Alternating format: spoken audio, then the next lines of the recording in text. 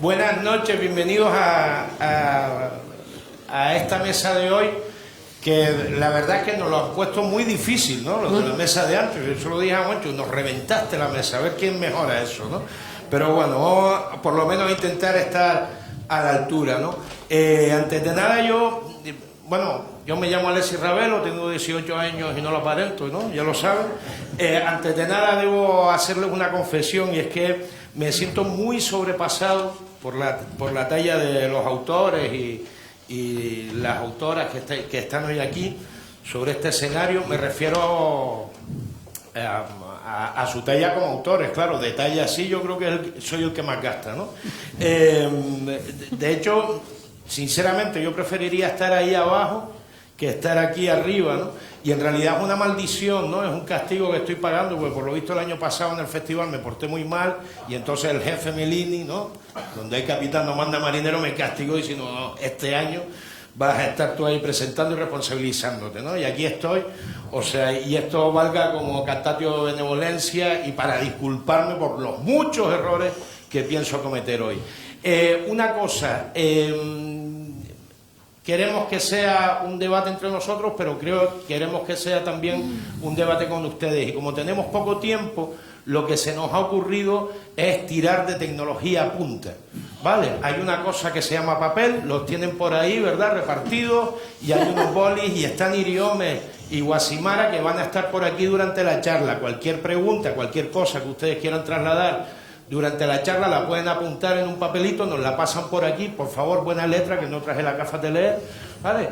Y, intentaremos hacer luego la pregunta, ¿no?, en la parte de debate. Y ahora viene lo bueno, pues la mesa se llama Derroteros de la literatura actual, sus tradiciones, una perspectiva personal, ¿vale? Y no nos han puesto ni lentejas, ¿no? Entonces, yo entiendo que el título es solo un título, que probablemente acabemos hablando del sexo de los ángeles, del número de categorías del espíritu, yo qué sé, o de esas cosas tan filosóficas, ¿no? Pero vamos a intentar de alguna manera acercarnos a ellos, pero primero a mí me gustaría que esto fuera una suerte hacer una suerte de pequeño menú degustación, ¿no?, de todas las delicias que pueden catar ustedes en la literatura de estos autores y autoras, y me gustaría irselos presentando por estricto orden alfabético, ¿no? Estricto orden alfabético como en una biblioteca, ¿vale? Que al final es el único orden que existe. Tengo una amiga que intentó ordenar sus libros por afinidades, decía, no, voy a apuntar solo libros que yo creo que se caen bien, ¿no? Todavía está ordenando la biblioteca 10 años más tarde, ¿no? Por supuesto no voy a desgranar la biografía de cada uno, porque además hay una página web muy completita, y además está en las solapas de los libros que ustedes, público inteligente, ya habrán adquirido en el hall del teatro, no, pero en la Plaza de España sí, ¿verdad? Y no lo voy a hacer porque creo que es mejor aprovechar el tiempo para que ustedes los escuchen a ellos, en lugar de gastarlo en que yo repita todo eso que ya está ahí, ¿no? Así que cosas del orden alfabético. Voy a comenzar con Fernando Aramburu.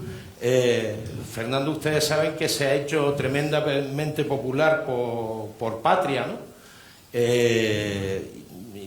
Que además de abrir a debates apasionantes en este país, a mí me ha resultado una felicidad, ¿no? El éxito de Patria, se lo venía comentando a Fernando, me resultó una felicidad, porque normalmente vas a las ferias del libro y las colas ya sabemos quiénes son, ¿no? Y entonces por una vez veías colas kilométricas en las ferias del libro para que te firmara el libro un tipo que es famoso por ser escritor, ¿no? Y no escritor por ser famoso, ¿verdad? Entonces para mí era una alegría tremenda, y además un escritor potente, ¿no?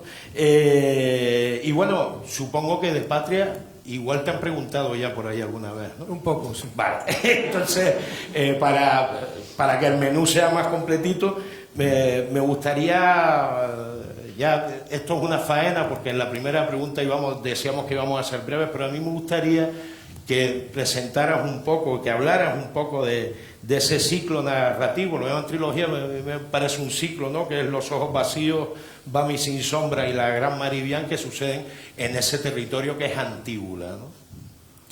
Sí, bueno, muchas gracias por tus palabras, Alexis. Buenas tardes, somos muchos, así que no me extenderé demasiado. Otra posibilidad sería hablar muy deprisa, pero no domino la técnica.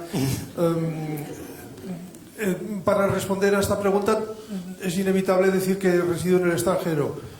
Y un día escribí una novela, y esta novela transcurría principalmente en un pueblo de Navarra que se llama Estella.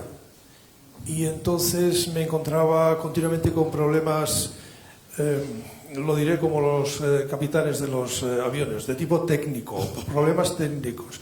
Problemas técnicos que consistían en que ignoraba el nombre de un bar, de una tienda, ignoraba detalles del mobiliario urbano muy importantes. Entonces me encontraba con continuas dificultades. Lo que hacía era llamar a mi madre y hacerle preguntas. Mi madre es natural de un pueblo cercano. En cierta ocasión, ella y mi padre fueron a esa ciudad, a Estella. Los mandé con 22 preguntas, todas relativas a paisaje urbano. En terminada esta novela, me dije, no voy a pasar otra vez por este trago, si cada vez que escribo una novela, y por razones que sería largo explicar, nunca escribo sobre el país en el que vivo, cosa de la que me di cuenta mucho tiempo después.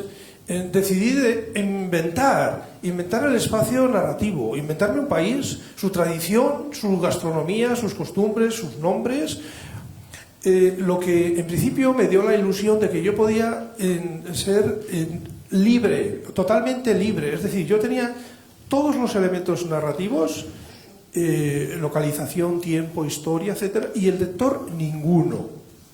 Yo podría escribir de manera realista sobre un lugar irreal. Entonces, es lo que hice con los ojos vacíos, de manera que, bueno, pues empecé con la primera frase, la segunda, y me di cuenta de que a medida que avanzaba yo iba perdiendo mi libertad. Es decir, con cada afirmación que yo hacía, el lector ya tenía una información y yo la tenía que anotar, de manera que el cuaderno de notas, que estaba en blanco al principio, ¿qué notas voy a tomar sobre un país que no existe? Se fue llenando y al final era más grueso que la novela.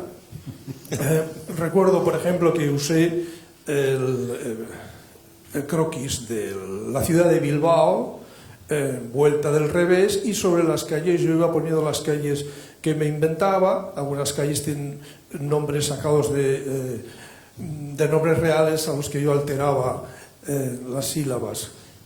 Y efectivamente es un ciclo, son 3. El último, la tercera novela, me mostró que aquella libertad de elección, de invención inicial se había perdido completamente. Tenía que tener en cuenta los cuadernos de las novelas anteriores para no incurrir en contradicciones. Entonces, esta especie de, y ya termino, esta especie de sabotaje del realismo, de este realismo español del que no terminamos de salir, ¿no? Según el cual ponemos unas figuras de ficción en un lugar y en una época que efectivamente ocurrieron y sobre las cuales el lector está informado, pues ya se me había ido fuera. O sea, esta especie de sabotaje tiene muy poca repercusión en nuestro país. Creo que todavía no hay paladar. Se lo dije a Jesús Carrasco cuando publicó una segunda novela en la que situaba en Extremadura unos hechos que no habían ocurrido. Es decir, que al lector le cuesta leer libros en los que no se puede encontrarse a sí mismo. Esto lo he encontrado en Patria, por ejemplo, donde la gente disfruta si menciona su pueblo. Ahí en Calamocha, Teruel, ocurre un episodio y me llamaron por teléfono, igual a mi vinculación con Calamocha. Alguien se inventó que yo había pasado una noche en un bar cerrado en Calamocha porque me había quedado tirado. Es decir, que no solamente un lector se lee a sí mismo, sino que ya amplían la novela, ¿no? De esta ocurrencia salieron estas 3 novelitas, que son las que, salvo la primera, las que menos repercusión han tenido. Pero yo, y lo digo sinceramente, si alguna vez tuviera que presentarme ante un tribunal literario particularmente severo, yo iría con estas 3 novelas. Sí.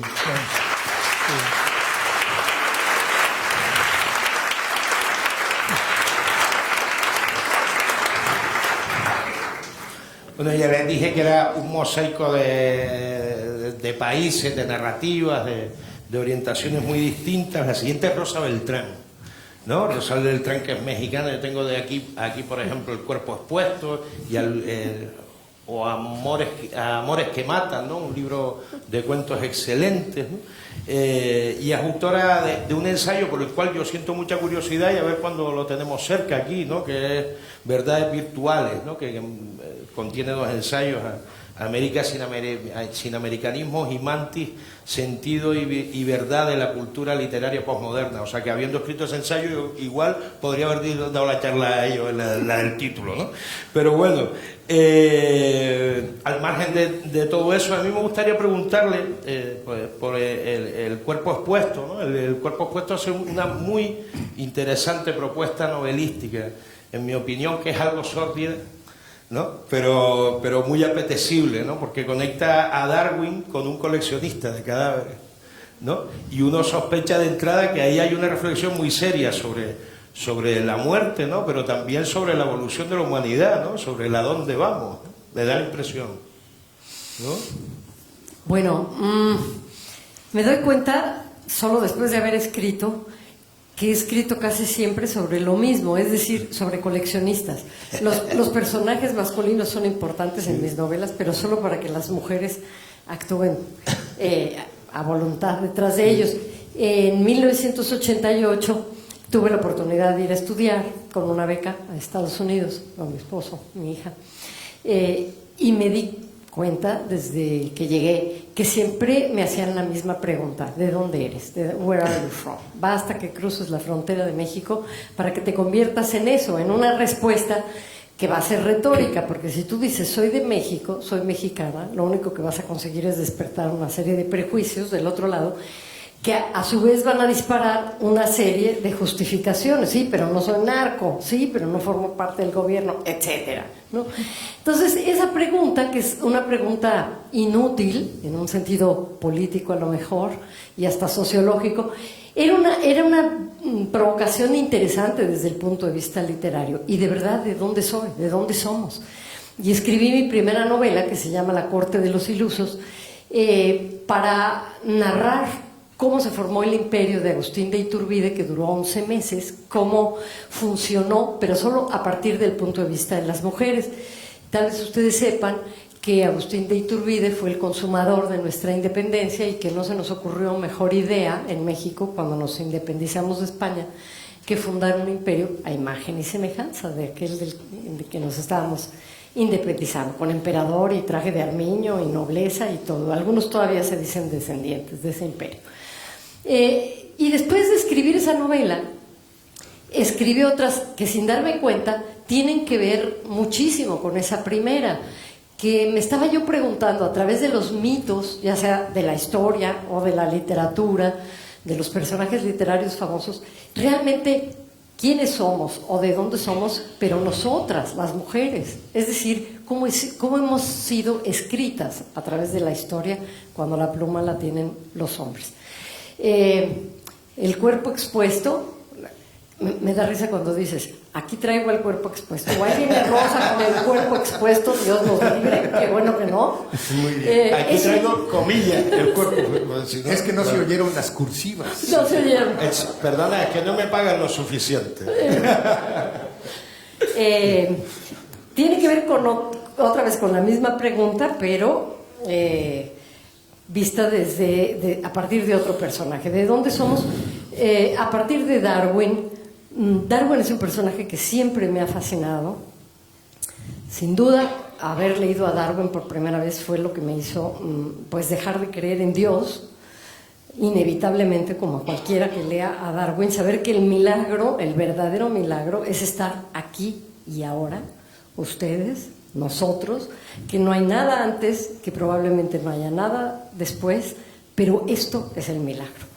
Y a partir de Darwin y de su vida, de reconstruir su vida, intercalé una serie de episodios que son las colecciones de ese otro coleccionista, en este caso contemporáneo, de casos que corresponden a situaciones. Se oye todo esto muy complicado. Cuando lo lean, si lo lee, algunos verán que no es nada complicado.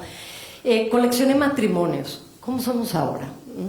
Hay un marido que entrena a su mujer para la viudez, porque como saben los hombres se van antes, y entonces tiene que enseñarle, nos han enseñado todo a lo largo de la vida conyugal, ¿por qué no?, cómo sobrevivir sin él. Y ella pues es mala aprendiz, ¿no?, como solemos ser también, porque somos necias y tercas y tal. Pero vienen otro tipo de casos y de situaciones que tienen que ver con lo que llamamos ahora patologías. No sé si son patologías, pero sin duda el cuerpo que tenemos y el uso que hacemos del cuerpo ahora ya no se parece al de hace 200 años. Se hubiera sorprendido Darwin de darse cuenta que hacemos con el cuerpo lo que hacemos ahora, y que sin embargo no somos otra cosa más que cuerpo, ¿no? Cuando hace un par de días Francisco nos estaba diciendo, al llevarnos al observatorio, que en realidad somos materia reciclable y reciclada, y que no somos más que una colección de átomos. Yo pensaba, de átomos, pero qué capricho, qué caprichosos esos átomos, porque tenemos un cuerpo que se la pasa exigiéndonos cosas todo el tiempo. Lo difícil de dominar al cuerpo, siempre, lo difícil de ser congruentes con quienes decimos que somos y lo que el cuerpo hace por su cuenta y riesgo. Bueno, de una manera mucho más narrativa, esta novela es hacerse esa pregunta: ¿quiénes somos ahora? ¿De dónde somos? ¿Por qué somos así? A través de pequeñas historias que están hiladas por ese coleccionista. Sí. Ya está. Por ahora.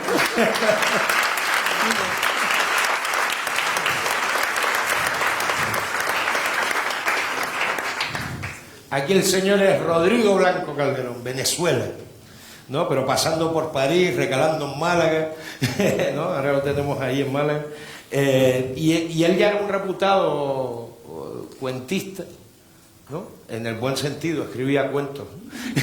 Era muy célebre por sus cuentos, y ahora apareció hace unos años, ¿no?, su primera novela, The Night, ¿no?, que luego ha obtenido tantos premios como, por citar solo uno, ¿no?, no gordo, el premio Tercera Bienal de Novela Mario Vargas Llosa. Es una novela que a mí, claro, se me ocurre, ¿no?, que es un texto muy incardinado en la realidad venezolana, en principio.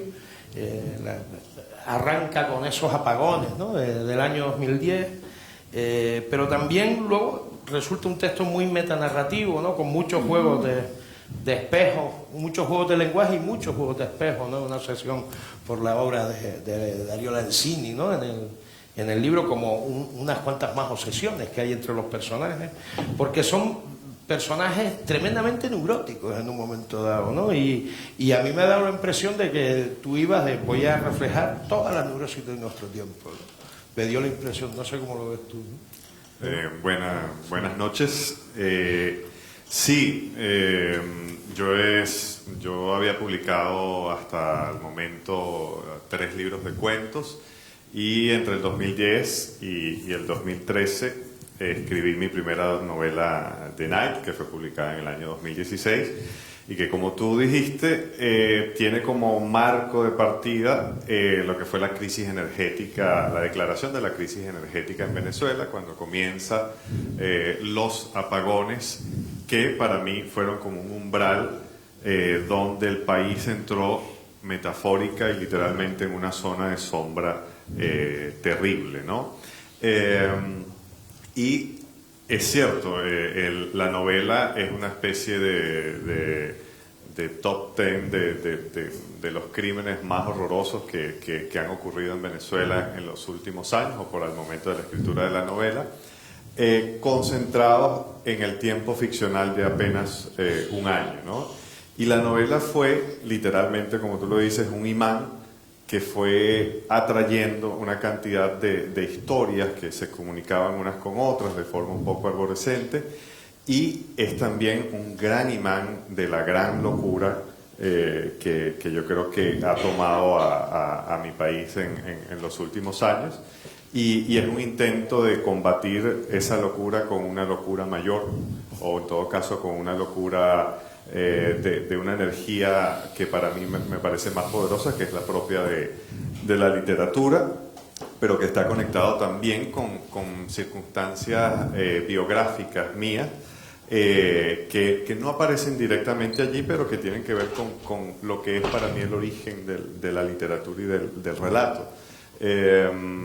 Quien me llevó a mí a convertirme en lector fue mi madre, ¿no? Es mi madre que es una gran lectora y era también una gran contadora de historias muy particulares que no todo niño normalmente escucha, ¿no? Mi mamá trabajó muchos años, décadas como psiquiatra forense, y bueno, a medida que mi hermana y yo íbamos haciendo un poco más grandecitos, nos iba contando algunos de los casos más horrorosos que salían en la prensa, asesinos, violadores, torturadores, todo, y que nosotros teníamos el privilegio de conocer como el behind the scenes de todo lo que se contaba de estos casos, ¿no? Y eso ha sido para mí una marca impresionante del tipo de historias que yo busco, del tipo de personajes que me gustan a mí, hasta el punto de haber creado un personaje que se llama Miguel Ardiles, que es un psiquiatra forense, que es el personaje que más utilizo en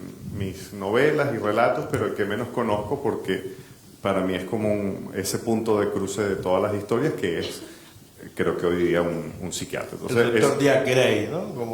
Como el de Nonetti, por ejemplo. Como el de Nonetti. Sí, hay conexiones. Y bueno, yo creo que gracias a Dios lo resumiste muy bien. Yo creo que yo estoy en proceso de sacar de ese fondo infinito de locura que parece tener mi país ahorita y trato de transformar eso en relatos que vayan más allá de la locura del presente. Transformarlo en algo positivo, ¿no? Sí.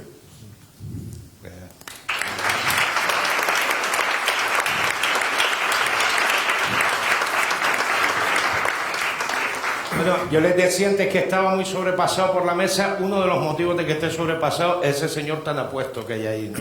Que Gonzalo Celorio. Gonzalo Celorio, en España nos llegan sus libros, nos faltan sus ensayos, ¿no? Nos faltan algunos de sus ensayos, pero como ensayista interesantísimo. Y bueno, a mí me gustaría centrarme en El metal y la escoria, que creo que es la novela más reciente, ¿no? Publicada en España de Gonzalo. Es una propuesta hermosa, ¿no? Una indagación en la biografía en Tres lindas cubanas ya lo hacías, ¿no? Hacías esa indagación en la biografía de tus ancestros, ¿no? En El metal y la escoria sigues ahí, en este caso central en el abuelo asturiano, ¿no? Emeterio Celorio, al que no conociste. Y igual desbarro, pero a mí se me ocurre como si esa indagación fuera esa novelización, ¿no? De la vida de los propios antepasados. Al final lo que constituye es en realidad una indagación en la propia vivencia, ¿no? Una indagación en uno mismo, ¿no? No sé si me equivoco y estoy desbarrando ahí, ¿no? Gracias, Alexis. Buenas tardes. Como les dijo Enrique VIII a todas y a cada una de sus mujeres, seré breve. O por lo menos trataré de serlo.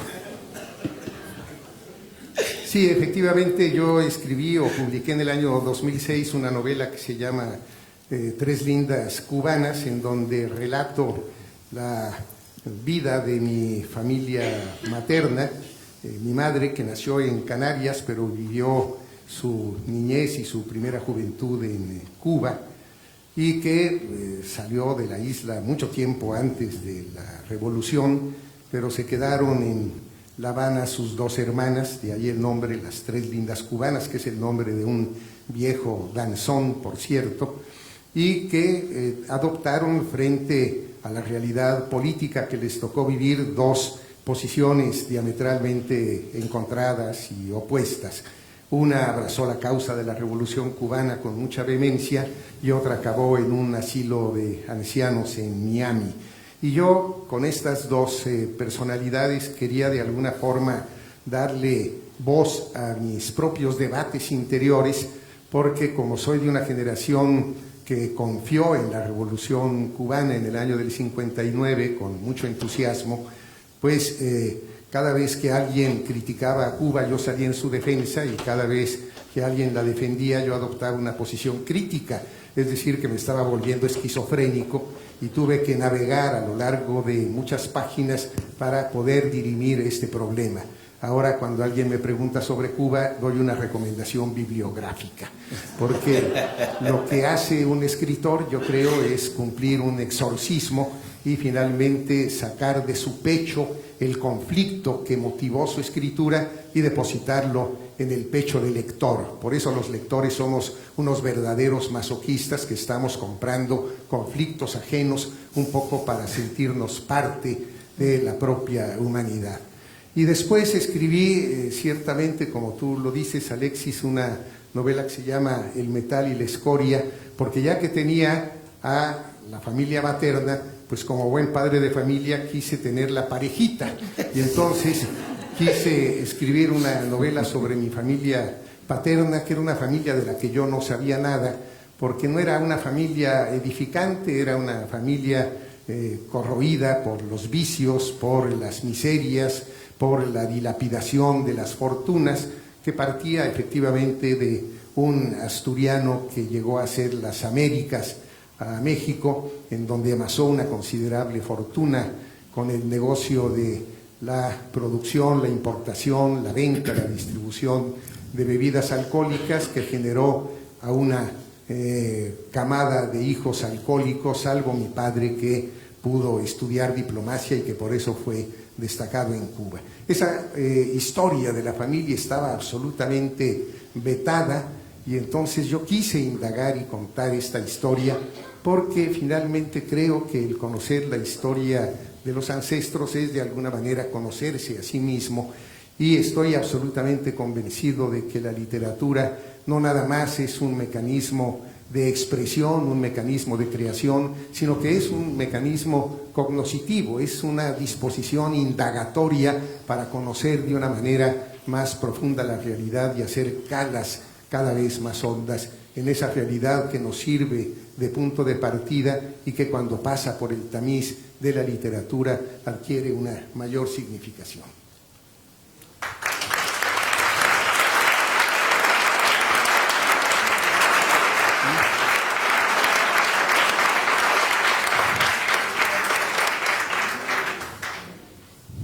Qué envidia, cómo envidio a tus alumnos.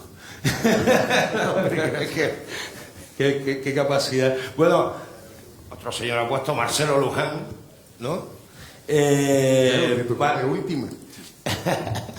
Marcelo es autor de Subsuelo, entre otras cosas, ¿no? Yo diría que es autor de Subsuelo, porque además me gusta decirlo porque con esa novela yo demostré mis artes adivinatorias, me estrené como pitonizo, ¿no? Yo leí esta novela y dije, Marcelo, este año tienes el premio James, y se lo dieron, y yo no estaba en el jurado, o sea que ahí me lucí, ¿eh? O sea, era de esas novelas... Es verdad, ¿Eh? es verdad. No me dejarán mentir. De esas novelas que nacen como un clásico en lo suyo, ¿no? Subsuelo es una historia, pues, tienen otras novelas, ¿no? Como Moravia o tal, pero bueno, pueden empezar por ahí. Subsuelo es una historia cruel que transcurre tras los setos de un chalet con piscina, ¿no? De esos que los proles envidiamos, ¿no? Pasamos, vemos el seto, como la hierbita, la piscina, y dices, oh, qué bien se tiene que estar aquí, ¿no? Te envidio, ¿no? Y entonces... Marcelo cuenta una historia de estas que ocurren a pleno sol, al aire libre, en una piscinita, en un prado verde, y es absolutamente claustrofóbica, ¿no? Nos está contando una historia muy sórdida, ¿no? que ocurre en ese interior, ¿no? Y me parece, y luego, claro, mantiene una metáfora, como metáfora una colonia de hormigas que va ahora dando los cimientos de ese chalet, en el que solo vemos la perfecta casa de fin de semana, ¿no, amigo?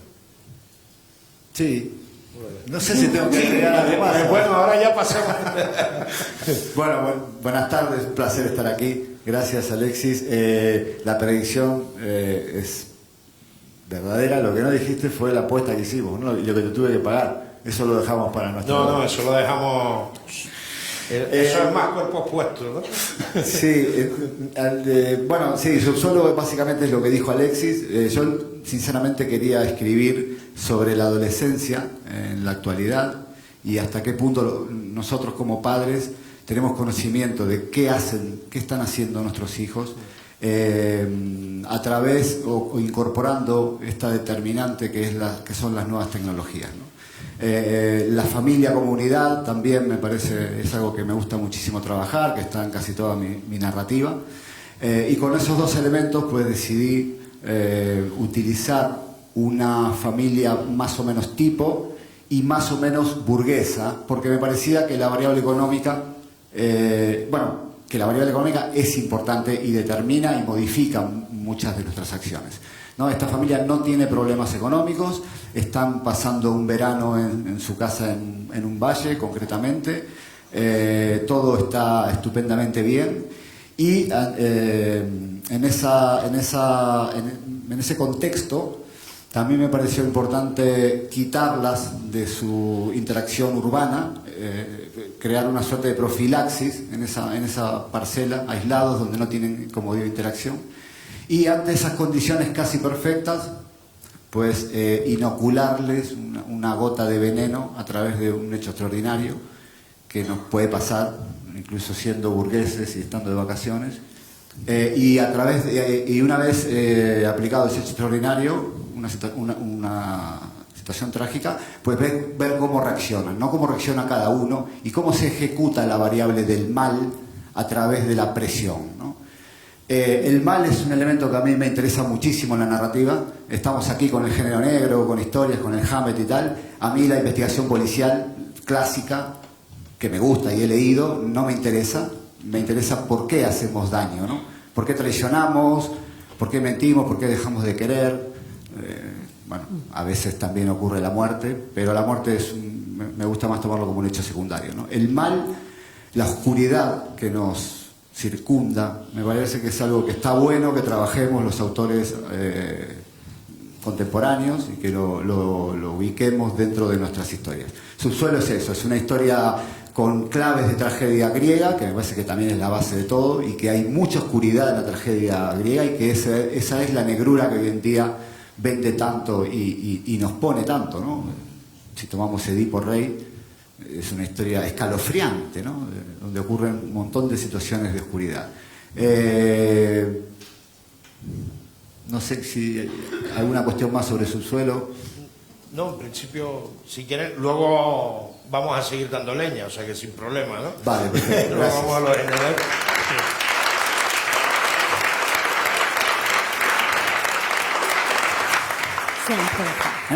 Bueno, ya para finalizar esta primera ronda, otro de los motivos pues, que a mí me imponía, por los que a mí me imponía esta mesa, no era Carmen Riera. Carmen Riera tiene una obra extensísima, prolífica, es tan prolífica, les voy a contar una anécdota. Cuando nos conocimos el otro día, ¿no? En el hotel, ¿no? Estábamos hablando, estaba preparando la mesa y le digo, oye, Vengaré tu muerte es tu última novela. Y me dice, creo que sí. Ok, ha publicado tanto que tal. Aparte, yo le tengo un cariño especial porque es de las que nos defienden a los autores, además, ¿no? Ella fue presidenta de Cedro, ¿no? Yo me sentí muy bien defendido mientras ella estuvo allí. Y ahora también, pero bueno. Bueno, Vengaré tu muerte, además, me gusta porque es de nuestro palo, ¿no? Una novela negra, ¿no? Hombre, para algo de lo que entiendo más o menos. Es una novela negra o policíaca o negra y criminal, ¿no? Como la queramos llamar, y está ambientada en 2010, ¿no? En ese momento de pérdida de la inocencia, entiendo yo, que supone toda crisis económica y por tanto social, ¿no? O de la supuesta inocencia, ¿no? Y está protagonizada por Elena Martínez, ¿no? Una detective que es algo cínica, ¿no? Es canónica, ¿no? En ese sentido, ¿no? Es una tía, vamos, de las de armas tomar en el sentido de cómo ve a los demás, ¿no? Y la forma algo cínica, algo cáustica, ¿no? Con la que ve la realidad, y aborda su argumento además con un humor que a mí me parece muy, muy potente, ¿no? vamos a decirlo, con mala leche, ¿no? Por ahí por debajo, ¿no? Y con mucha lucidez, ¿no? Y una visión bastante crítica con respecto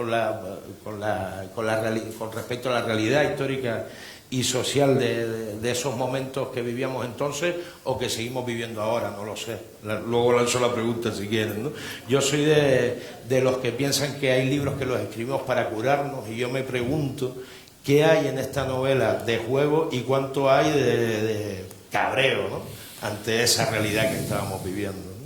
Sí, muchas gracias, Alexis. No, cuando te dije, no sé si es la última, porque nunca me acuerdo de lo que estoy haciendo, y pensé que quizá era la anterior, que era más seria. Sí, pero es que has publicado mucho, ¿no? Sí, es porque soy muy mayor y por tanto, claro. Bueno, esta novela, yo normalmente escribo un libro serio y a continuación un libro que tiene más sentido del humor. Sí. Y esta novela, cuando me preguntan si es negra, yo digo que no es negra, que es gris oscuro, porque escribí una novela de campus. Bueno, yo llevo en la Universidad Autónoma 1000 años, 200.000 desde que terminé la carrera, y escribí una novela de campus que, bueno, pues hacía tanto tiempo que estaba con mis compañeros que o los mataba a todos o realmente escribía sobre los asesinatos que ocurrieron en la Universidad Autónoma.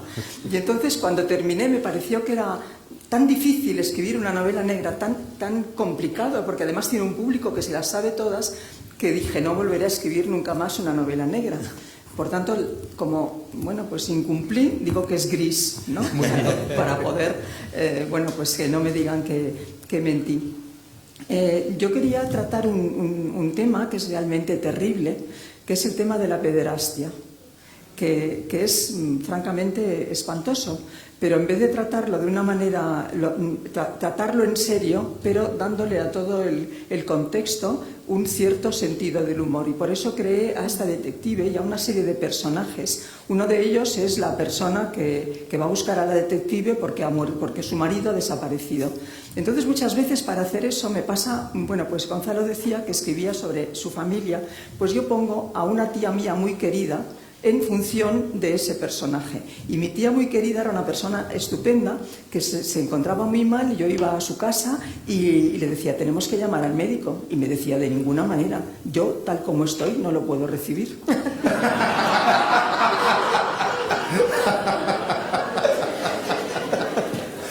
Tendré que mejorar algo. ¿Cómo quieres que yo, tal como estoy, yo le decía, pero si estás fatal, precisamente por eso yo. Bueno, luego tenía un sentido estético maravilloso. Tenía una casa con jardín y tenía pues el acceso al jardín, pues una puerta. Y por la puerta ella decía que le entraba una rata. Y entonces lo que se le ocurrió es poner una balanza vieja, unos trapos horribles. Yo digo, ¿y eso qué es? Dice, eso es para que la rata se asuste.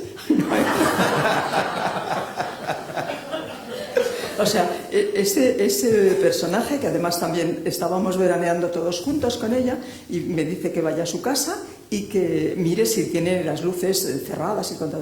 Y entonces yo encuentro que en el recibidor hay pues un montón de anillos, y pienso, se los ha dejado y los recojo. Y cuando llego a casa de ella, se los doy, me dice, pero tú eres tonta, eso es para el ladrón.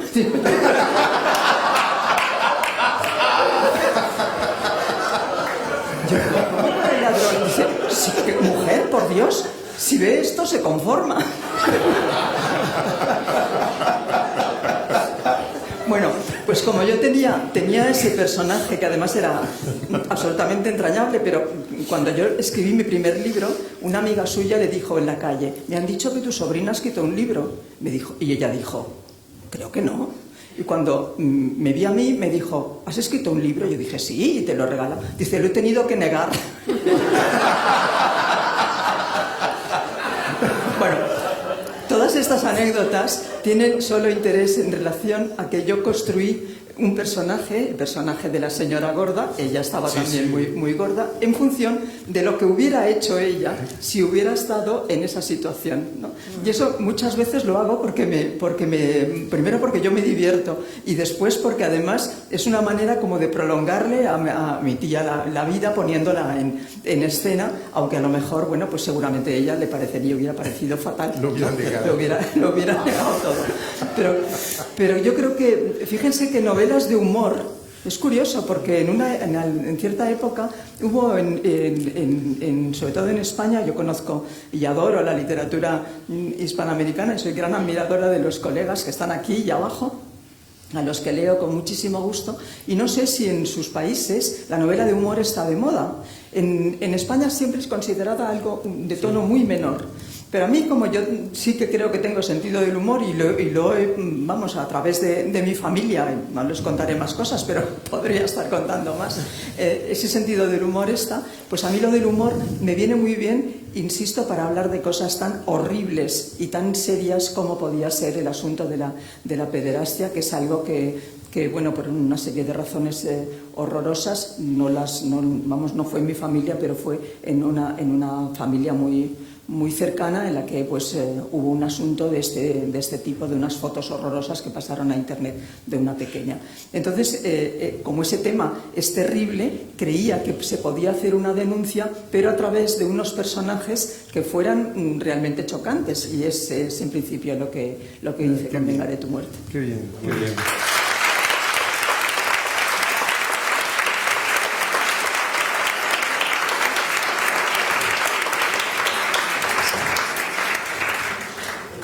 Bueno, si quieren, yo tengo algunas preguntas preparadas, de todos modos, yo prefiero contar con las preguntas de ustedes, ¿no? Pero bueno, ya me han llegado dos. La primera dice, raya punto, raya punto, raya punto, raya punto. ¿Vale? O sea que con lo buena persona que soy yo, y la buena de sinvergüenza que hay por ahí. Bueno. ¿De verdad? Un poco de seriedad. Ok.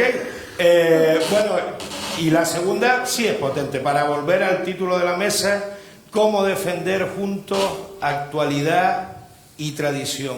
No sé si es juntos entre todos nosotros o juntos los dos conceptos.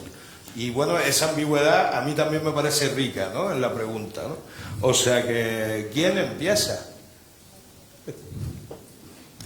Gonzalo. Maestro. Decía Octavio Paz que la búsqueda de un futuro termina siempre con la reconquista de un pasado. Y yo estoy convencido de ese acerto porque efectivamente la modernidad consiste en romper con la tradición, pero eso significa que la tradición tiene tal peso, tal significación, que suscita el anhelo de ser rota, de manera tal que cuando uno rompe con la tradición, pues de alguna forma la está recuperando y la está haciendo suya. Si no fuera así, no tendría necesidad de romperla. Por eso Octavio Paz, y lo estoy citando un poco más ampliamente, no nada más habla de la ruptura de la tradición, sino como esto es una constante, habla de la tradición de la ruptura. De manera tal que yo creo que todo intento de modernidad implica también la reconquista de ese pasado, y eso está en todas las obras literarias. Cada obra literaria es de alguna manera, por más iconoclasta que trate de ser, la suma de todo lo anterior y una apuesta por lo nuevo, de forma tal que ruptura y tradición, o tradición y modernidad, no creo que sean términos antagónicos, sino que se relacionan de una forma dialéctica y necesaria, en mi opinión. No, porque ya dijo lo que yo iba a decir, o sea que no es necesario, pero yo creo que sí, que hay que insistir en eso, que solamente si conoces la tradición puedes ser rupturista con ella, si no la conoces es imposible. Por tanto, para escribir yo creo que no es necesario, por supuesto, haber leído el Quijote, pero ayuda mucho. Sí. Bueno, no es un asunto que me quite mucho el sueño. Confieso que en antiguos tiempos, cuando era joven, sentí cierto temor de no ser moderno, entonces me dediqué precisamente a negar obras muy valiosas por el hecho de que no eran actuales o habían sido escritas siglos atrás. Finalmente descubrí que es imposible no ser moderno. Esto es, que incluso cuando uno se adentra en formas creativas que no tienen vigencia o no son visibles, uno es anticuado de una manera moderna. Claro. Y por cierto, esta idea formulada de otra manera, de una manera quizá más perspicaz y más precisa, está también en Borges. Y hay una cosa que me molestaba mucho, y es el hecho de que si uno enfoca su trabajo desde la perspectiva de la modernidad o de la tradición, está trabajando con un ojo puesto fuera de su escritorio, está uno como introduciéndose de una manera virtual en la historia de la literatura, y esto no es moderno. Está bien.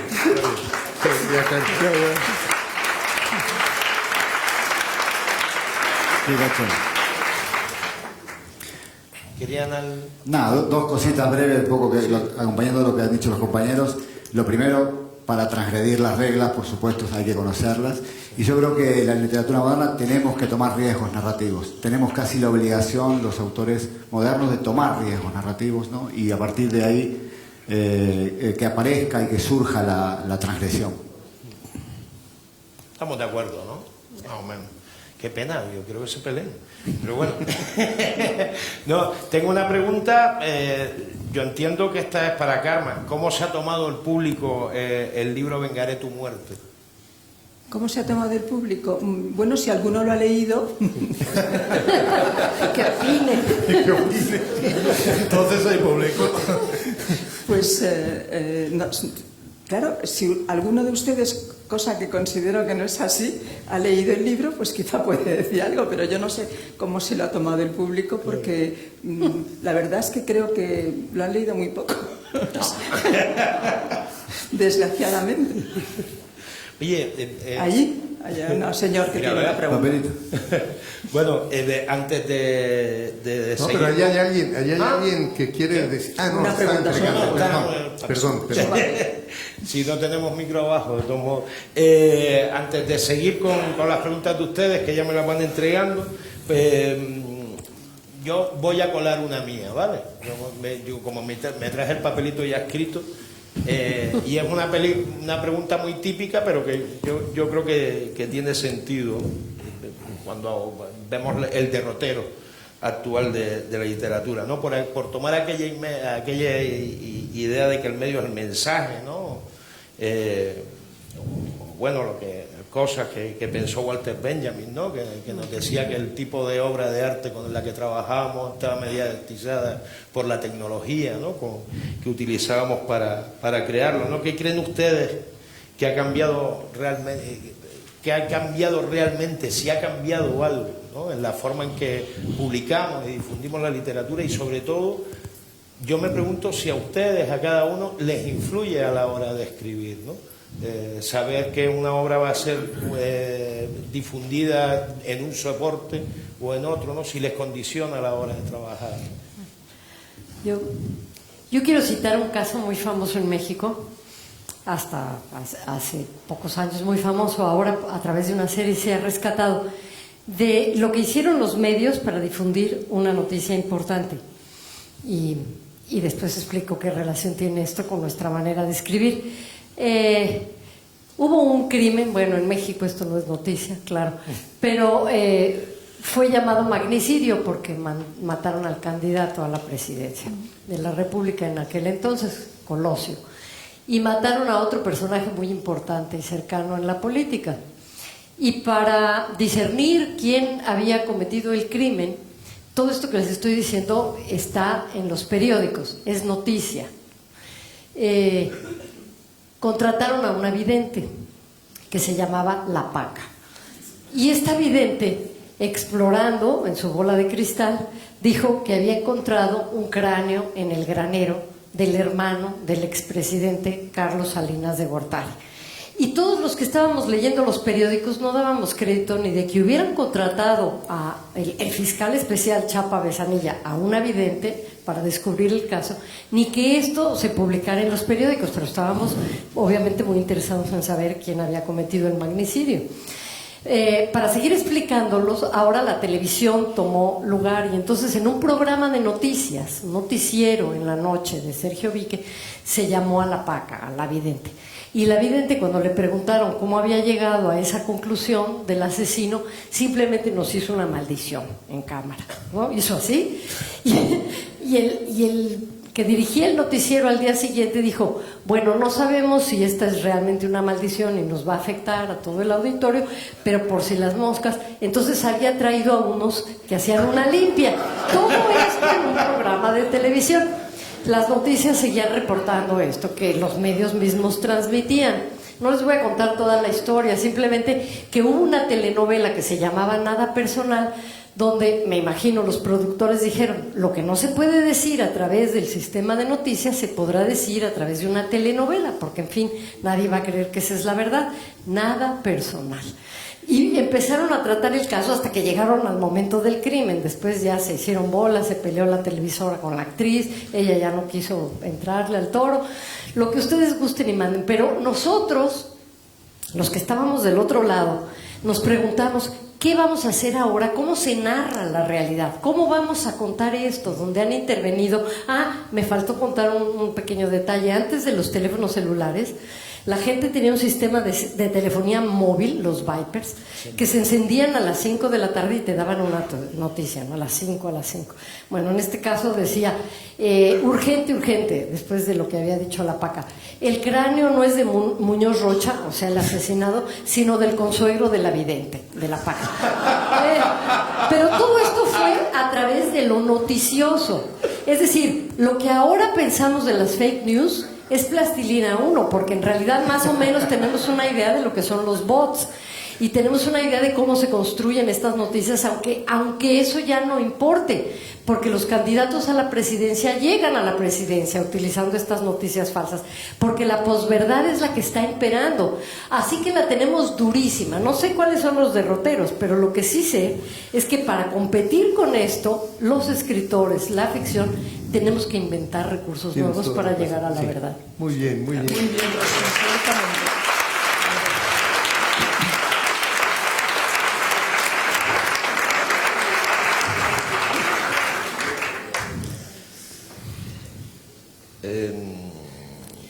Ay, tengo una aquí a mala uva. ¿Cuántos de ustedes de verdad han leído completamente el Quijote? Completo. Yo sí. No, bueno, sí. A mí no me lo han hecho, ¿eh? No, pero sí. Sí, yo sí. Obligado. Yo lo Varias haría, pero veces. obligado. Pero una cosa, por favor, si no lo han leído, enhorabuena. Porque Qué lo envidia. pasarán Tienen muy la bien. oportunidad de Felicidades, disfrutar. porque tendrán una oportunidad magnífica de divertirse mucho.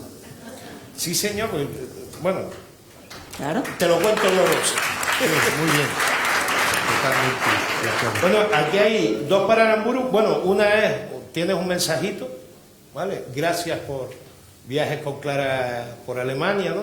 Y luego hay una pregunta que me parece interesante, ¿no? Y es, después de un éxito como Patria, ¿no? ¿Cómo se afronta? Y esto se lo podríamos trasladar a todos también, ¿no? Que todos tienen libros potentes, ¿no? ¿Cómo se afronta la escritura del siguiente libro, ¿no? Cuando de repente, creo que se referirá, claro, a esa exposición pública, ¿no? Esa gran popularidad, ¿no? Que de repente alcanza un texto, ¿no? ¿Cómo afrontas lo siguiente, ¿no? Bueno, yo he denominado el éxito públicamente como abismo, en el sentido de que efectivamente uno, sin ser dueño completamente de la situación, se ve al borde efectivamente de un peligro. Afortunadamente, esto que me ha ocurrido a mí, y que no depende exclusivamente de mi persona, pues me ha llegado a una edad en la que uno, pues más o menos ya ha recibido ciertos malos tratos de la vida, y uno tiene su experiencia y uno ya se ha bañado en todas las aguas posibles. Entonces, pues unido a que tengo un temperamento pues más bien tranquilo, pues me lo he tomado con serenidad. Ahora bien, es cierto que esto que llamamos éxito tiene un ingrediente de trastorno muy grande. Pues en cualquier momento suena el teléfono, me hacen unas preguntas, me invitan a muchos sitios, y el trabajo de escritorio, que es el único que a mí me interesa, y la soledad creativa en la que disfruto como un enano todos los días juntando palabras, pues está en peligro, pues porque esto que llamamos éxito me distrae, me saca del trabajo, y además me pone en una situación en la que yo mismo empiezo a estar a malas conmigo.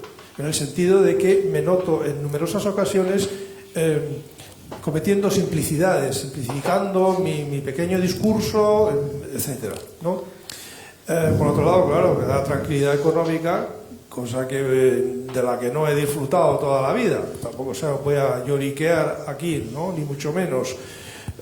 Claro, el éxito que yo he tenido está relacionado con un libro, además, que tiene una vinculación muy grande con la historia de mi país. Es una historia dolorosa, es una historia indignante, sangrienta. Entonces tampoco estoy yo como para dar bailes de alegría, claro, sino que detrás de todo esto hay toda una realidad dolorosa. No es raro que yo tenga un contacto con alguna persona que ha sufrido en su vida algún hecho parecido, similar a algunos que yo haya narrado, ¿no? Aparte de esto hay un problemilla que sí me preocupa. Yo ya terminé otra novela, pero no la voy a publicar porque la pobre me da pena, me da mucha pena. De hecho, después de Patria yo he publicado 2 libros que están directamente relacionados con la poesía, precisamente con esta idea de intercalar entre Patria, que es como un elefante en la sala de estar, y la siguiente novelita que pagará la factura. De esto estoy seguro, sí. En fin,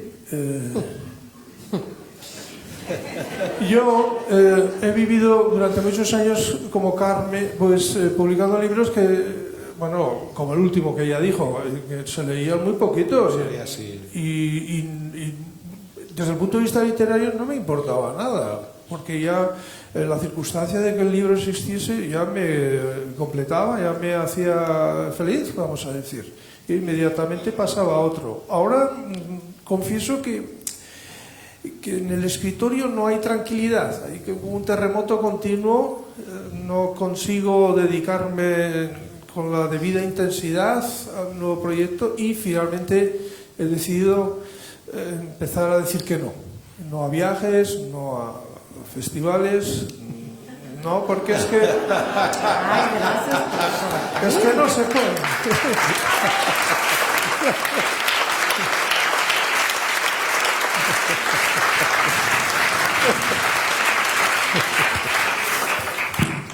Bueno, tengo por aquí una pregunta yo creo que es bastante exigente. Vamos a ver si de repente alguien le responde. En su opinión, ¿dónde estaría hoy la punta de lanza, la literatura más arriesgada?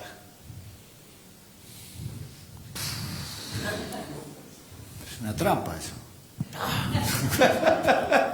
Es para ti, ¿no?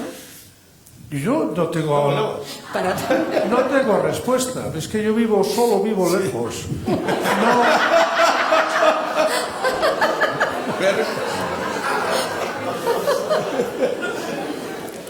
Nadie lo sabe, ¿verdad? Es como una pregunta para un crítico, ¿no? Claro, para uno que esté al día. Yo leo bastante, pero no doy abasto, y además leo alemán y leo el periódico, y aún así no tengo respuesta para esta pregunta. Hay algo de eso en la literatura latinoamericana moderna, ¿eh? Por el contexto social de cada uno de los países y por la región en su conjunto. Los compañeros y compañeras en Latinoamérica están haciendo cosas de riesgo desde el punto de vista de la ficción, ¿eh? Para mí, no sé si coincidimos en eso. Yo leo mucha literatura rioplatense y de algunos compañeros de otros países periféricos, y me parece que hay algo diferente, que no siempre llega a España por un tema mercantil, pero que está bien, estaría bien echarle un ojo ahí, ¿eh? Sí. Es que no sé, es una pregunta muy difícil porque depende de qué entendamos por punta de lanza con respecto a cada contexto, y creo que cada uno de nosotros va a dar una respuesta distinta de acuerdo a sus preferencias de lectura, porque a veces yo pienso, en este contexto donde se está escribiendo tanta literatura autobiográfica, a veces yo leo, por ejemplo, las novelas de Eduardo Lago, Siempre supe que volvería a verte, Aurora Lee. Y para mí fue una fiesta descubrir ese libro que prácticamente yo creo que muy pocos lectores van a terminar de leer, porque es un libro que constantemente se sabotea a sí mismo, ¿no? Es una apuesta de riesgo que de alguna u otra manera puede atacar los presupuestos de lectura de ese momento determinado. Pero otras veces vengo muy clásico y este año descubrí a Robertson Davies, un autor canadiense que murió en 1995.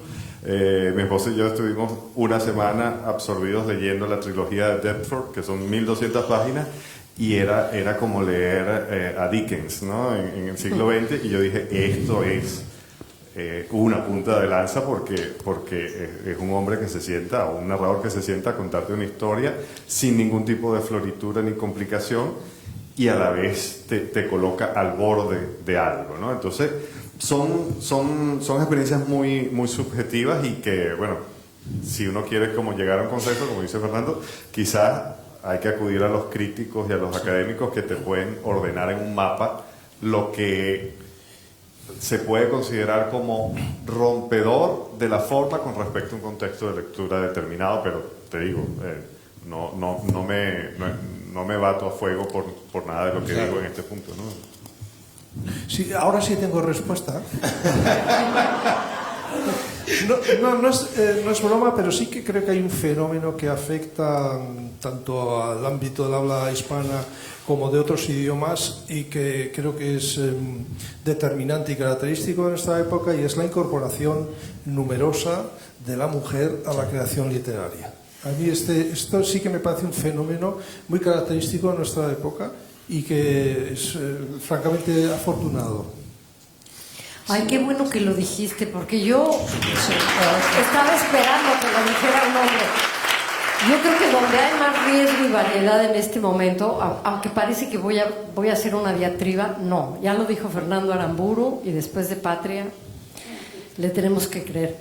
Está en la escritura de las mujeres, por la sencilla razón de que tenemos que escribir basadas en una tradición, es decir, iniciando por conocer la tradición y para romper esa tradición. Ese es el sentido de escribir para nosotras, contar de otra manera las historias que fueron ya contadas, contarnos desde nuestro punto de vista, referir el cuerpo y ponerlo en primer lugar, y todo aquello que siempre fue sesgado, secundario, incluido el humor, ponerlo en primer plano. Yo encuentro que la escritura de mujeres en general, también en otras literaturas, también en la literatura inglesa, aunque ya no se puede hablar de grupos nacionales, ¿no? Que esta pregunta también es difícil, porque están esperando, quizá alguien esté esperando, que contestemos de la manera en la que se podía contestar cuando pensábamos en el boom latinoamericano. Es que no, ya la cosa no funciona de esa manera. Ya es multinacional y ya no tiene que ver propiamente con países, sino con lenguas, pero sucede que con las migraciones, entonces alguien que originalmente tiene una lengua materna puede estar escribiendo en otra. Pero en términos generales yo encuentro que la literatura escrita por mujeres está diciendo cosas que no se habían dicho. Sí, yo quería añadir que yo iba a decir lo de la literatura femenina, pero además iba a añadir que quizá una de las aportaciones en este momento es todo lo que supone lo ecológico, la ecología. Es decir, este es otro camino que ahora está absolutamente en auge. Yo estoy en un jurado, he estado en dos jurados, y uno de ellos era de novela convencional, y ahí sí que lo que se nota muchísimo es la influencia de las series. Eso es algo realmente, yo creo que importante, porque muchos novelistas jóvenes escriben para que su novela sea adaptada a los medios audiovisuales, con muchísimo diálogo, con muchísima poca profundidad en el tratamiento de los personajes. Y esto es otro rasgo de la literatura, yo creo, de estos momentos. Pero luego, en otro jurado que es para algo más innovador y que se trata de becas, ahí la referencia desde las mujeres contando lo que nunca se había contado, porque nuestra tradición, aunque se remonte a Safo, es la conocida, es precaria, ahí sí que hay un elemento importantísimo. Y dos, el elemento de los aspectos que ahora tanto preocupan, en relación así, no es que venga el asteroide, es que se acaba el planeta si seguimos así. Y eso también, esa reflexión de ese tipo de novela, también yo creo que es un punto de partida. Sí.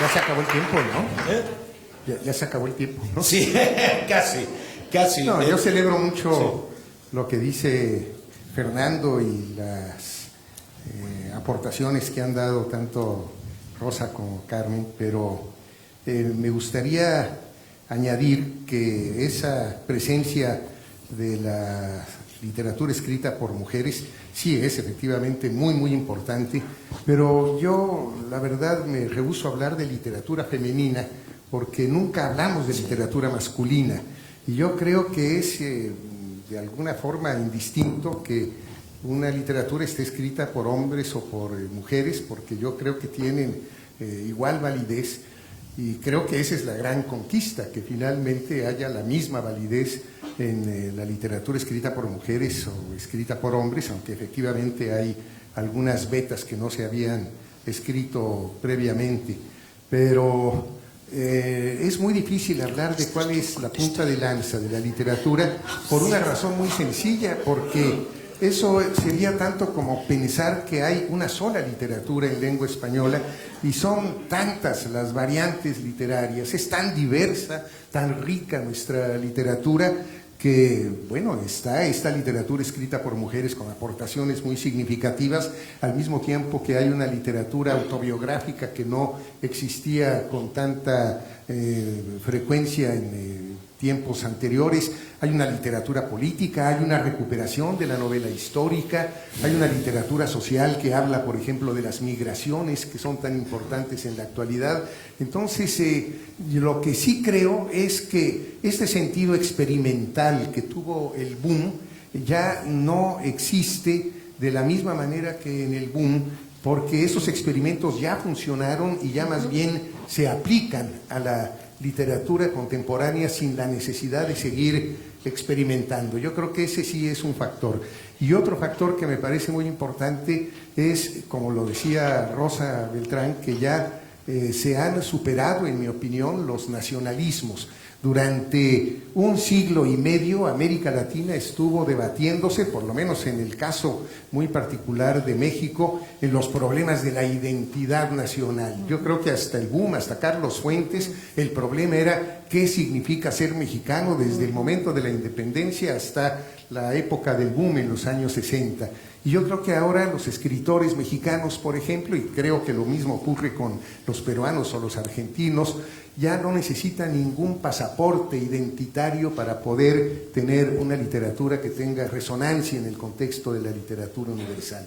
En México, por ejemplo, hay una generación que es la que se llama del crack, en donde un escritor como Jorge Volpi puede escribir una novela que se centra en Europa Central, mientras otro escritor puede escribir una novela que tiene que ver con algún presocrático, y otro puede escribir sobre Emiliano Zapata, y son de la misma generación y no tienen ya esta necesidad, este compromiso de ser nacionalistas, y eso a mí me parece realmente muy saludable. Nuestra literatura tiene derecho universal por su propia factura y por su propia expresividad, sin esta necesidad que tuvo durante tantos años de representar un país.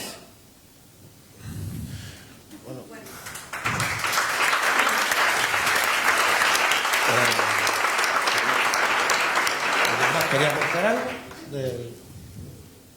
Bueno,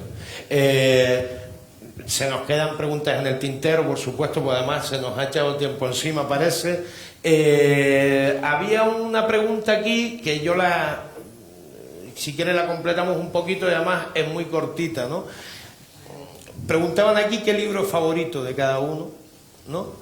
Pero a mí me gustaría hacerles otra pregunta, alguno ya la ha contestado, pero bueno, de la producción de cada uno, ¿qué libro les da pena que quizás no haya tenido tanta exposición como otro?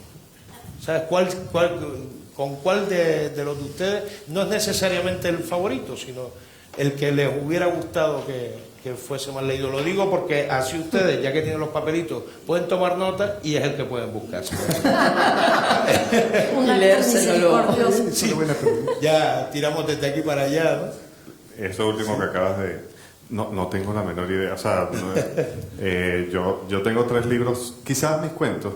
A mí publiqué mi Sí, primera novela. Perdón, para aclararlo, lo digo porque muchas veces algunas Claro. obras eclipsan otro libro que a lo mejor tú lo has querido mucho, lo has amado, ¿no? Mientras lo escribías, ¿no? Y que luego, de repente, otro libro tiene mucho más éxito. Bueno, diría que, o sea, a mí me presentaron en España como un nuevo autor con mi novela porque era una novela cuando en realidad ya yo tenía 3 libros de cuentos que es como el género que a mí me permitió convertirme en escritor. Y bueno, sí me gustaría que en algún momento se conocieran de la misma manera que se puede conocer esta novela, alguna selección de mis cuentos. Y un título. Quédate con un título. Títulos, Las Rayas. Las Rayas. Es un libro de cuentos que publiqué primero en México, le dieron un premio, y luego en Venezuela creo que hay una edición pirata circulando por internet, lo cual me alegra porque Bueno. es un estatus ahí. Sí. ¿Y Fernando? Pues yo soy autor de un libro que cuando se publicó pensé que sería la punta de lanza de la literatura.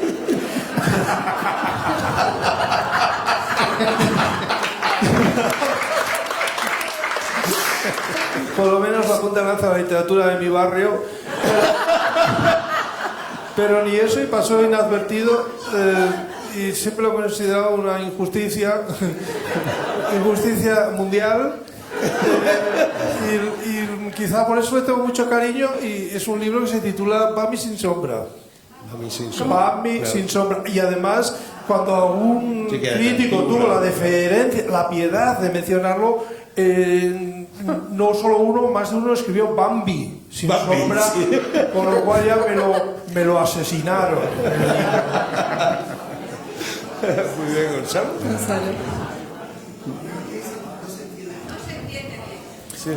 Bami sin sombra. Bambi sin sombra. Sí. Bambi es una niña que, Bambi es una niña que en la página 62 se disocia, se convierte en dos. Nadie lo entendió. Es demasiado moderno. Es el segundo de Antíbula, ¿no? Sí, y a una parte la matan y la otra es testigo de su propio asesinato. Y entonces... No, quizá no me salió tan bien como yo pensaba. A ver, así explicado no, leído tiene gracia. ¿Tal vez la novela seria?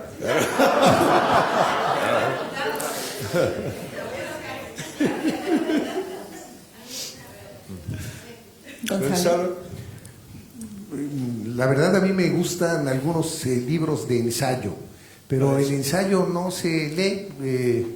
Es el género más pequeño, es el hermano menor de la literatura, y hay algunos ensayos que a mí me gustan, pero sé que no tendrán lectores, y a lo mejor en eso estriba el gusto que tengo por eso. Y con un Se ensayo. llama Tiempo Cautivo. Tiempo cautivo. Vale. Por el cielo y más allá, que es una novela que bueno, es entre Mallorca y Cuba, y yo puse ahí muchísimo interés. Hubo un cambio de dirección editorial y la novela quedó absolutamente, bueno, pues perdida allí entre la vorágine de otros libros. Y quizá a mí me gusta mucho, es quizá una de las que más me gusta, y ha tenido muy poca repercusión. No es que las demás hayan tenido mucho, ya se lo digo. Por el cielo y más allá. El título es Medio verso, de Rubén Darío. Los cuentos también, Sí. también. A mí me divierte escribirlos, me gusta muchísimo leer cuentos, me encanta ese género. Creo que ese es el laboratorio donde se pueden no solo probar los distintos recursos, sino que contestaría a lo mejor a tu pregunta sobre, o a la pregunta que alguien hizo, ¿no? Sobre dónde está lo más audaz. Pues está en un género, que es el cuento, y muchos de ellos escritos por mujeres. Sí. Bueno, pero el cuento se lee poco, el cuento también es un animal exquisito, ¿no? Es para coleccionistas muy específicos.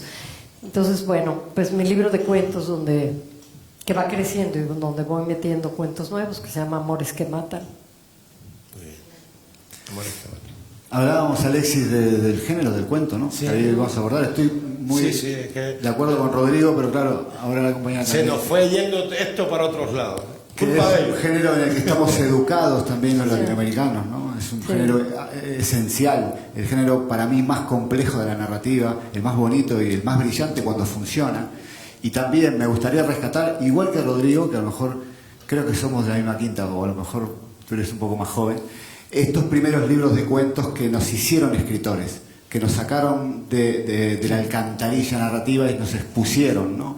con un género tan complejo. Y esos libros siempre quedan apagados, sobre todo para los que escribimos y publicamos ahora en Europa y en España, quedan apagados por el género que impera un poco en la lectura, sobre todo aquí, que es la novela, ¿no? Quedan apagados esto. Yo tengo mis tres primeros libros son libros de cuentos que han sido publicados a través de premios, o sea que la criba esta mínima necesaria la han pasado. Y son libros que han quedado en el olvido y que hoy día los leo y digo, esto lo escribí cuando era joven y valiente y están aquí estos textos y son cuentos, ¿no? Que en su momento me han costado muchísimo. Es un género muy encriptado, con mucha necesidad de ser meticuloso y cuidadoso en cada movimiento técnico. Y también quiero darle esta oportunidad a todos estos, son 3 libros, no los voy a mencionar porque da igual. No, menciónalo. No, bueno, están... Dale. Bueno, los dos, Flores para Irene es mi primer libro, es un libro de cuentos, y el segundo es En algún cielo. Son libros que adoro, que amo porque me han expuesto ante el lector, y además para nosotros el cuento, lo que aquí llamáis relato, ¿no, Rodrigo? Es que es muy bonito lo que han dicho los compañeros latinoamericanos, porque nosotros, claro, yo el año que viene saco un libro que es de cuentos, estuve 3 años escribiéndolo, era una necesidad escribir un libro de cuentos. Necesitaba sentarme y trabajar el género desde el origen, ¿no? Con esta línea que tenemos los latinoamericanos con Rulfo, García Márquez, Cortázar, bueno, y el compañero Netti, también lo vamos a poner en el Río de la Plata. Estamos educados con ese eje, ¿no? Al menos mi generación. Y es un género que me encantaría que tuviese más potencia en Europa. En España está empezando, hay ya en mi generación una docena de cuentistas extraordinarios españoles, compañeros y compañeras.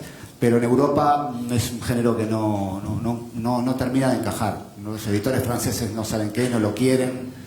Cortázar se inventó la nouvelle, porque claro, no había modo de hablar nada. Así que me gustaría hacer esta mención, ¿no? Todo el juego. Bueno, hubiera valido la pena tener media hora más para hablar del cuento que se nos ha quedado atrás, pero ya me dijeron que no. Mañana es verdad. Bueno, mira, entonces sirvió de aperitivo, ¿no? Bueno, muchísimas gracias a todos ustedes, gracias a ustedes por venir y por participar y por solucionarme la papeleta y nada, a seguir leyendo. Muchas gracias.